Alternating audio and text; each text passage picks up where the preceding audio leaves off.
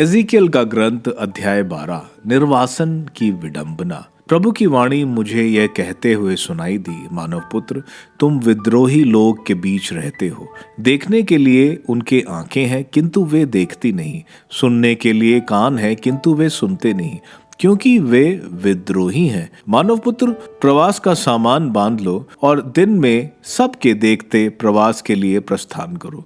तुम जहां रहते हो उनके देखते ही वहां से प्रवास के लिए प्रस्थान करो। हो सकता है कि वे समझ जाएं कि वे एक विद्रोही प्रजा है। प्रवास का सामान दिन में ही उनके देखते देखते बाहर रखो और संध्या को उनकी आंखों के सामने प्रवास के लिए प्रस्थान करो। उनके देखते ही दीवार में छेद करो और उससे निकल जाओ। उनके देखते ही सामान कंधे पर रखकर संध्या के समय प्रस्थान करो। अपना मुंह ढक लो जिससे तुम भूमि नहीं देख सको, क्योंकि मैं तुम्हें इजरायली प्रजा के सामने एक चिन्ह के रूप में प्रस्तुत करने जा रहा हूँ। मुझे जैसा आदेश मिला था मैंने वैसा ही किया। मैंने दिन में प्रवास का सामान बाहर रखा और संध्या के समय अपने हाथ से दीवार में छेद किया। मैं झुटपुटे कंधे पर सामान रखकर उनके देखते ही चला गया। दूसरे दिन प्रातः मुझे प्रभु की वाणी यह कहते हुए सुनाई पड़ी, मानव पुत्र, क्या इज़राइल का विद्रोही प्रजा ने तुमसे यह नहीं पूछा कि तुम क्या करते हो? उनसे कहो, प्रभु ईश्वर यह कहता है, यह यरूशलेम के राजा और वहां रहने वाली समस्त इजरायली प्रजा के विषय में भविष्यवाणी है। उनसे यह कहो, मैं तुम लोगों के लिए एक चिन्ह हूँ। तुमने जैसा किया उन लोगों के साथ वैसा ही किया जाएगा। वे बंदी बनकर निर्वासित किए जाएंगे।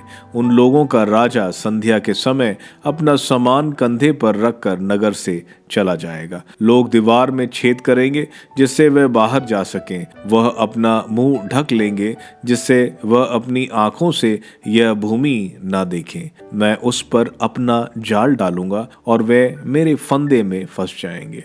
मैं उसे खलदेइयों के देश बाबुल ले जाऊंगा, यद्यपि वह उसे नहीं देख सकेगा और वहां उसकी मृत्यु हो जाएगी। मैं उसके परिजनों, सहायकों और उसके सभी सैनिकों को सभी ओर बिखेर दूंगा और उनका पीछा तलवार से करूंगा। वे तभी यह समझेंगे कि मैं ही प्रभु हूँ, जब मैं उन्हें राष्ट्रों में बिखेर दूंगा और देशों में तितर बितर कर दूंगा। लेकिन मैं उनमें से कुछ को तलवार, अकाल और महामारी से बच निकलने दूंगा, जिससे वे जिन राष्ट्रों में जाते हैं उन्हें अपने विभक्त कर्मों की बात बतला सके और यह समझ जाए कि मैं ही प्रभु हूँ। मुझे प्रभु की यह वाणी सुनाई पड़ी, मानव पुत्र, कांपते हुए भोजन करो, थरथराते डरते हुए पानी पियो और देश के लोगों से यह कहो, प्रभु ईश्वर ने इज़राइल देश के यरूशलेम निवासियों के विषय में यह कहा है, वे डरते हुए भोजन करेंगे और भयभीत होकर पानी पिएंगे, जिससे देश और उसके निवासी अपने यहाँ रहने वाले लोगों की हिंसा से मुक्त हो।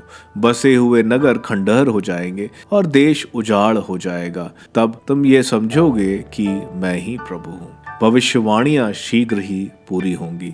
मुझे प्रभु की यह वाणी सुनाई पड़ी, मानव पुत्र, इज़राइल देश संबंधी इस कहावत से क्या समझते हो? दिन बीतते जा रहे हैं, दिव्य दृश्य निष्फल होते जा रहे हैं। इसलिए उनसे ये कहो, मैं ये कहावत उठा दूंगा और वे इज़राइल में फिर कभी इसका प्रयोग नहीं करेंगे, बल्कि तुम उनसे यह कहो, दिन पास आ गए हैं और प्रत्येक दिव्य दृश्य की पूर्ति भी, क्योंकि इज़राइल के घरानों में अब कोई मिथ्या दिव्य दृश्य या झूठी भविष्यवाणी नहीं होगी। मैं प्रभु वही कहूंगा जो मुझे कहना है और वह पूरा होगा। उसमें कोई देर नहीं होगी, क्योंकि विद्रोही घराने के लोगों, तुम्हारे जीवन काल के विषय में मैं जो कहूंगा उसे पूरा करूंगा। यह प्रभु ईश्वर की वाणी है।